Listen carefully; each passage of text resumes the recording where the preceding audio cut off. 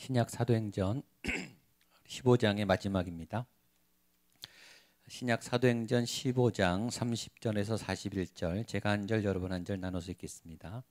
그들이 작별하고 안디옥에 내려가 무리를 모은 후에 편지를 전하니 읽고 그 위로한 말을 기뻐 유다와 실라도 선지자라 여러 말로 형제를 권면하여 굳게 하고 평안히 가라는 전송을 형제들에게 받고 자기를 보내던 사람들에게로 바울과 바나바는 안디옥에서 유하며 수다한 다른 사람들과 함께 주의 말씀을 가르치며 전파하니라.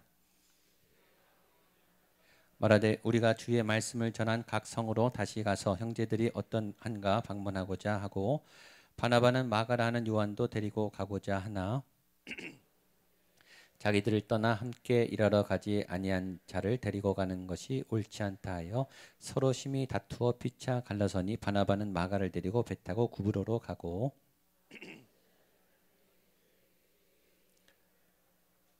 함께 읽겠습니다. 수리아와 길리기아로 다니며 교회들을 견고하게 하니라. 아멘. 지난주에 예루살렘 총회 결정이 확정됐다고 했습니다. 회의를 통해서 공식적으로 이방인들에게 구원이 있고 그들에게 세례를 줄 수 있고 그들은 할례를 안 해도 되고 율법을 안 지켜도 된다 라고는 획기적인 혁명적인 그런 사건이 개인적으로가 아니라 공동체 교회 공교회에서 선포되는, 그래서 모든 이방인들에게 복음이 전파되고 또 이 할례를 하지 않아도 되고 구약의 율법을 지키지 않아도 되는 예수의 이름으로만 다 가능한, 예수님을 믿으면 구원을 얻는 그 복음의 진리가 선포됐습니다. 오늘 그 다음에 그 후속 조치에 관한 이야기입니다. 그래서 교회가 위로를 받았다. 오늘 성경은 그렇게 시작합니다. 30절 31절입니다. 시작.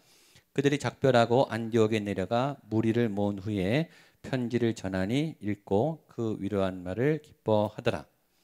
결정은 그 다음에 시행하려고 하는 거죠. 예루살렘 공회에서 결정한 것은 모든 교회에 이제 다 전달이 되고 다 통용이 되는 거예요. 그래서 결정은 중요한 거죠. 결정하기까지가 힘들죠. 결정하기까지가 힘들지만 결정한 다음에 그냥 가면 돼요. 그렇죠? 오늘 식사를 뭘 할까? 버스를 탈까? 전철을 탈까? 작은 결정에서부터 누구를 만날까? 큰 결정. 어느 진로를 갈 것인가? 어느 회사를 갈 것인가? 어떤 직장을 가질 것인가? 어떤 교회를 갈 것인가?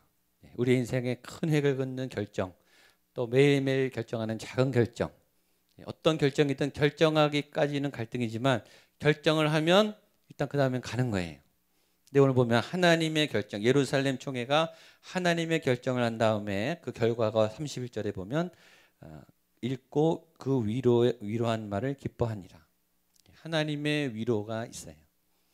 잘된 결정은 하나님의 평강이 있어요. 이 하나님이 인도하신 결정을 잘 했구나. 잘 만났구나. 잘 결정했구나. 잘 매듭을 지었구나. 그리고 내가 잘 선택했구나. 매일매일 순간순간 여러분이 결정할 때마다 이런 하나님의 지혜가 임하게 되기를 축복합니다. 하나님의 결정은 평강이 와요. 물론 어떤 결정은 우리를 더 불안하게 하기도 합니다. 그러나 하나님의 평강은 불안한 속에서도 샬롬이 있어요. 좀 어떻게 될지 모르겠지만 믿음으로 결정하지만 앞으로 상황이 어떻게 될지는 아무도 모르죠. 그러나 거기에는 샬롬이 있어요. 샬롬. 샬롬은 늘 말하지만 문제가 없는 게 아니에요. 문제가 있는데 문제가 안 되는 게 샬롬이에요. 문제가 하나도 없는 게 평안이 아니에요. 문제가 있어요. 해결할 게 많아요. 그러나 걱정이 안 되는 거예요. 그게 제일 좋은 거예요. 그러면 그 문제를 헤쳐나갈 힘이 생겨요. 이거는 우리가 노력으로 되는 게 아니에요. 마인드 컨트롤로 되는 게 아니에요. 심리 치료로 되는 게 아니에요. 해보세요. 이거는 하나님이 주셔야 되는 거예요. 예수님이 부활하시자마자 평강이 있으라. 우리에게 주신 이 샬롬, 우리 여러분에게 샬롬이 임하게 되기를 축복합니다. 막 사람들이 우리를 막 헤집어 놓죠. 막 화나도록, 뒤집어지도록, 분노하도록, 작은 말 한마디가, 작은 사건 하나가 우리를 막 뒤집어놔요. 막 속을 뒤집어놔요. 때로 자녀를 통해서, 때로 배우자를 통해서, 때로 사역자를 통해서, 교회를 통해서, 직장을 통해서, 학교를 통해서 우리 속을 막 뒤집어놔요. 세상은 우리의 평강을 빼앗기를 원합니다. 여러분 그 평강을 뺏기지 않게 되기를 축복합니다. 하나님의 결정으로 나가면 평강이 임합니다. 그리고 이 결정들이 다 전달이 됩니다. 또 하나 이 결정을 생각하면서 우리가 생각해 봐야 될 중요한 것이 있습니다. 결정이 된 것과 결과가 났어요. 이미 결과가 난 것과 그 결과를 내가 받아들이는 것은 별개의 문제예요. 1865년에 미국의 남북전쟁이 북군의 승리로 끝났어요. 노예 해방이 선포됐어요. 1865년이. 근데 지금 아직까지 인종차별을 전쟁이 있고 있죠. 지역적으로 수많은 역사를 거쳐서 아직까지 그 결정에 동의하는 분이 있고, 그게 아무리 법으로 제정돼도 나는 동의 안 한다. 계속 싸우는 분이 있죠. 결과가 주어진 것에 따라서 큰 획이 그어지지만 그 결정을 받아들이느냐 그렇지 않느냐에 따라서 굉장히 다릅니다. 불치의 병을 치료하는 치료약이 개발됐어요. 그 치료약이 개발된 거하고 그게 개발된 늘 무슨 소용이 있겠어요? 그걸 내가 내 몸에 투약을 해야 내가 도움을 받는 거죠. 그럼 별개의 문제예요. 치료제가 만들어졌다. 이건 중요한 사건이지만 그게 나에게 들어와야 되는 거죠. 그렇죠? 통장에 돈이 많아요. 근데 그 돈을 안 써요. 그럼 그 돈이 의미가 없는 거죠. 여기 산해진미, 진수성찬이 차려져 있어요. 나는 식욕이 없어서 안 먹어요. 그럼 그 음식은 내 것이 아닌 것 같아요. 예수님이 이미 우리를 구원하셨어요. 그 구원의 문제는 제가 늘 말하지만 구원은 죄를 이기는 힘이라 그랬어요. 단지 천국 가는 문제가 아니라 일상 속에서 매일매일 우리가 죄와 싸우는 그 죄와의 싸움 속에서 구원이란 예수의 이름의 능력으로 그 갈등과 시련과 어둠을 이길 그 힘이 구원이에요. 저와 여러분에게 구원의 힘이 있다고요. 어떤 분은 그 구원의 힘을 쓰고 살고 어떤 분은 구원을 받았음에도 계속 죄를 져요. 굉장히 중요한 문제죠. 무엇인가 이루어지고 결정이 났어요. 이미 끝났어요. 게임이. 사단은 패배했어요. 죽음은 이제 영원히 불못에 떨어져요. 예수님이 이겼어요. 저와 여러분 구원받고 부활해요. 영생을 얻었어요. 아멘? 아멘이죠. 근데 우리는 자꾸 죄를 져요. 예수님이 이긴 것과 내가 죄를 짓는 것은 별개예요. 그러면 안 돼요. 예수님이 이기신 것과 예수님이 부활하신 것과 여러분이 죄와 싸워 이기는 게 연결이 되셔야 돼요. 그게 나의 복음이에요. 내가 갖고 있는 복음. 예수님이 이긴 것과 예수님이 죄와 사단을 이긴 그 힘을 우리에게 준 것이 나에게 효과가 있어야죠. 어떤 분은 교회를 그렇게 다니고 사역을 그렇게 많이 하는데 계속 무관한 삶을 살아요. 예수님과 무관한. 계속 반복적인 죄를 짓고 계속 우울증에 시달리고 계속 절망의 영에 시달리고 계속 포기하고 하나도 변하는 게 없어요. 나는. 그건 믿음이 없는 거예요. 믿음이 자라지 않는 거예요. 아까 말했지만 하나님을 만나고 있는데 하나님의 영이 내 안에 지금 흐르고 있는데 어떻게 내 영혼이 안 변합니까? 그건 말이 안 되는 거예요. 그건 내 영이 죽었다는 거예요. 내가 지금 하나님을 안 만난다는 거예요. 그 결정이 하나님의 역사가 하나님의 능력이 나와는 무관한 거예요. 예루살렘 총회를 그렇게 멋있게 결정한들 그 복음의 능력이 나에게 안 오면 무슨 소용이 있냐고요. 저는 이 구원의 능력, 복음의 능력이 여러분의 몸과 영과 심령과 골수 가운데 찔러 쪽에는 임하는 나타나는 역사가 나타나게 되기를 축복합니다. 교회에 계속 나오는데 얼굴이 계속 어두워. 예배 그 무한하신 하나님, 전능하신 하나님, 신실하신 하나님, 아버지의 사랑이 무한하신 그 하나님이 계속 우리와 함께하는 그 예배를 드리면서 그 말씀을 읽으면서 그 하나님과 기도하면서 우리는 계속 평행선이에요. 똑같아요. 뭐가 잘못된 거예요? 하나님이 잘못된 거예요? 우리가 잘못된 거예요? 생각해 보세요. 질문을 해보세요. 궁금하지 않습니까? 왜 나에게 변화가 없나? 왜 나는 늘 맴도는가? 왜 나는 깊이 쑥 하나님 앞으로 들어가지 못하는가? 도대체 뭐가 나를 붙잡고 내 발목을 붙잡고 있는가? 주님의 이 복음이, 주님의 이 능력이, 주님의 지혜가, 주님의 이 위로하심이 오늘 여러분의 복음이 되기를 주님의 이름으로 축복합니다. 그래서 다시 가르칩니다. 32절 33절입니다. 시작. 유다와 실라도 선지자라 여러 말로 형제를 권면하여 굳게 하고 얼마 있다가 평안히 가라는 전송을 형제들에게 받고 자기를 보낸. 건너뛰어 35절입니다. 시작. 바울과 바나바는 안디옥에서 유하며 수단한 다른 사람들과 함께 주의 말씀을 가르치며 전파하리라. 예루살렘 총회가 결정했어요. 결정한 거는 길이 열리는 것 같아요. 새로운 길이 열리는 거예요. 그럼 복음은 매일매일 새로운 길이 열리는 거예요. 하나님이 길을 열어주세요. 새 길이 열리면 새 일을 행하게 돼요. 하나님은 맨날 반복하지 않아요. 새날이에요. 오늘은 새날이고 내일은 또 새날이 주어질 거예요. 새날은 새 일을 행하셔야 돼요. 여러분이 그 새로운 길을 가게 되기를 축복합니다. 그리고 하나님의 새 일을 행하시기를 축복합니다. 아침마다 새롭게 늘 새롭게. 그래서 기대가 되고 도전이 되고 흥분이 되고 더 성장하고 더 넓어지고 더 깊어지고 더 높아지는 매일매일. 지금 길이 열려서 이제 막 나가고 있어요. 복음이 막 전파되고 있어요. 가르침이 막 열리고 있어요. 그 열리는 가운데 또 하나는 새 길이 열리면서 새 일들이 진행되면서 또 하나의 축복은 새로운 사람들이 세워진다는 거예요. 여기 보면 유다와 실라가 세워졌죠. 전에 등장하지 않았던 새로운 인물들이 세워지는 거예요. 그게 교회예요. 그게 신앙이에요. 그게 살아있는 공동체예요. 계속 새로운 인물들이, 새로운 얼굴들이, 새로운 리더들이 막 나오기 시작해요. 구석구석에 숨어있던, 닫혀있던, 몰랐던 사람들이, 기도했던 사람들이 막 일어나요. 리더들이 막 생겨나는 거죠. 그리고 그 리더들이 왕래하기 시작해요. 보냈던 사람들이 돌아간다. 이게 중요해요. 리더들이 왔다 갔다 해야 되는 거예요. 여기저기 다녀야 되죠. 목양교회만 교회가 아니에요. 여러분 다른 교회를 보셔야 돼요. 다른 교단을 보셔야 돼요. 선교단체도 가보셔야 돼요. 훈련도 좀 받으셔야 돼요. DTS도 받고 선교훈련도 받고 가정사역 훈련도 받고. 하나님의 세계가 얼마나 넓은데요. 한국에만 있어서는 안 돼요. 다른 세계도 가셔야 돼요.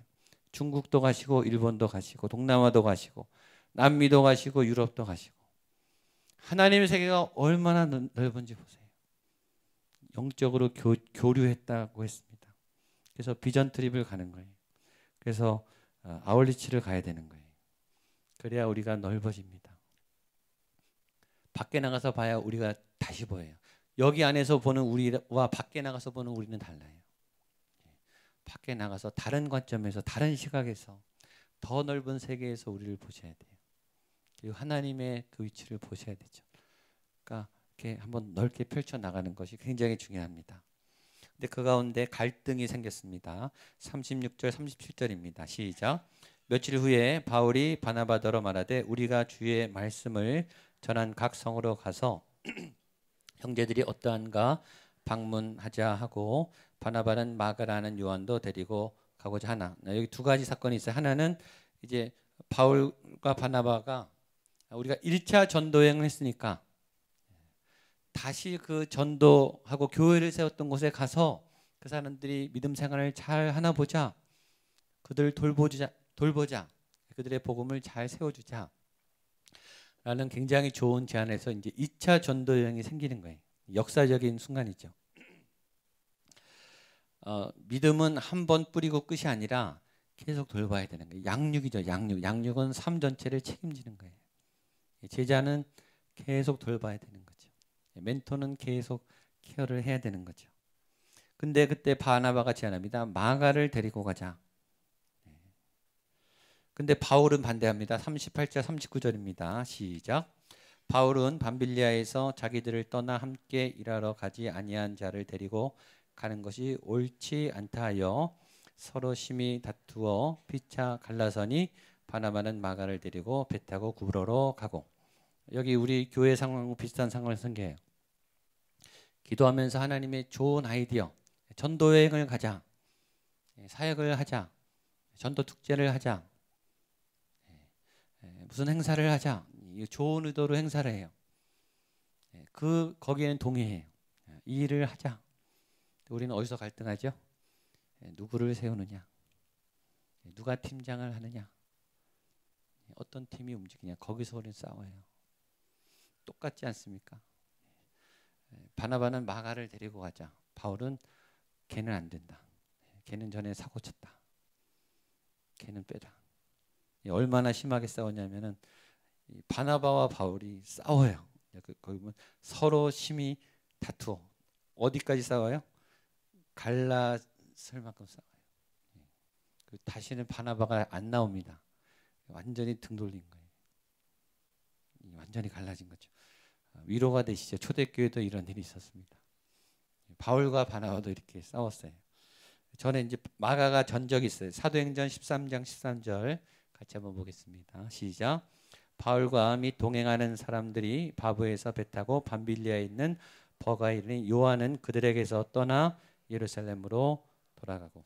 요한이라는 마가라는 요한, 이 사람이 여기서 이때 배신을 하죠. 밤빌리아에서 사역이 힘드니까 중간에 그냥 도망가 버렸어요. 빠졌어요. 바나바는 위로자예요. 바나바는 긍휼의 사람이에요. 기회를 더 주고 사람을 품는. 사도 바울이 처음에 회심했을 때 아무도 바울이 된 사울을 맞아주지 않았어요. 그때 누가 받아줬죠? 바나바가 받아줬어요. 바나바가 앞서서 그 훌륭한 인격으로 그 영적 리더십을 가지고 이 사람을 내가 품겠다. 내가 데리고 1년 동안 케어하겠다. 그래서 바울이 세워진 거예요. 사실은 바나바가 은인이죠. 바울에게는. 그러니까 바나바의 특징은 품는 특성이 있어요. 스타일이. 이 사람은 안정형이나 사교형의 가능성이 많습니다. 근데 바울은 주도형이에요. 주도형은 굉장히 일중심적이고 되면 되고 안 되면 안 되는 거예요. 한번 찍히면 이게 별로 마음에 안 된다는 거예요. 이 사람은 안 된다. 이 사람 한번 배신했기 때문에 또 데려갔다가는 사고 난다. 의견이 좁아지지가 않았어요. 그래서 바나바가 마가를 데리고 구브로로 갑니다. 39절에 보면 서로 심히 다투어 피차 갈라서니 바나바는 마가를 데리고 배 타고 구브로로 간다. 여기에 성경이 우리에게 주는 또 하나의 해법이 있어요. 교회를 하다가 비전에는 동일했어요. 이 방향으로 가자. 이 일은 하나님께서 기뻐하신다라는 일은 동의했어요. 근데 사람 때문에 갈라졌어요. 그럼 어떻게 해야 될까요? 해결이 안 나요? 그럼 갈라지면 되는 거예요. 따로 하시면 돼요. 때로 화해가 안 되는, 화합이 안 되는, 안 맞춰지는 그런 일도 있어요. 지금 이 바나바와 바울은요, 이 당시 최고의 영성의 소유자, 이분들이 기도를 안 했겠어요? 하나님의 인도함을 받았겠죠. 근데 결국 갈라지게 됩니다. 갈라지면 갈라지는 대로 가시면 돼요. 늘 함께 해야 된다. 끝까지 같이 가야 된다. 그걸 누가 정했어요? 하나님이 정한 겁니까? 우리가 정한 겁니까? 때로 하나님은 계속 떠나게 하세요. 제 경험으로는 계속 사역자를 떠내야 돼요. 저는 그 훈련을 하셔야 돼요. 2년, 3년 정말 정들고 정말 함께하고 싶은 사역자들을 무수히 여러분 헤어지셔야 돼요. 하나님이 일부러 떨구세요. 왜냐하면 사람을 의존하게 되니까. 너무 친하면 하나님을 의존하지 않아요. 그때 그것을 떨어지지 않는 것은 불순종이에요.